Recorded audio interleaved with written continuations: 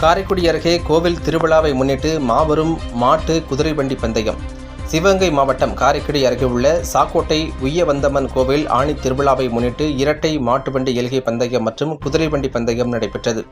முதல் சுற்றில் 12 குதிரை வண்டிகளும், இரண்டாம் சுற்றில் 7 குதிரை வண்டிகளும் பங்கேற்றன. முதல் சுற்றுக்கு 10 மைல் தூரம், இரண்டாவது சுற்றுக்கு 8 மைல் தூரம் என நடைபெற்ற குதிரை வண்டி பந்தயத்தில் சிவகங்கை, புதுக்கோட்டை, ராமநாதபுரம் ஆகிய மாவட்டங்களில் இருந்து குதிரை வண்டிகளுடன் உரிமையாளர்கள் கலந்து கொண்டனர். இதில் வெற்றி பெற்ற குதிரை வண்டி உரிமையாளர்களுக்கு ரொக்க பரிசும், சாரதிகளுக்கு சிறப்பு பரிசும் வழங்கப்பட்டது. மேலும் சாக்கோட்டை முத்திராவயல் சாலையில் நடைபெற்ற மாட்டு வண்டி பந்தயத்தில் பெரிய மாடு, சிறிய மாடு என 2 பிரிவுகளாக நடைபெற்ற இரட்டை மாட்டு வண்டி எல்கை பந்தயத்தில் பெரிய மாடு பிரிவில் 6 மாட்டு வண்டிகள், சிறிய மாடு பிரிவில் 29 மாட்டு வண்டிகளும் பங்கேற்றன. சிவகங்கை, புதுக்கோட்டை, ராமநாதபுரம், மதுரை உள்ளிட்ட பல்வேறு மாவட்டங்களில் இருந்து போட்டியாளர்கள் காளைகளுடன் கலந்து கொண்டனர்.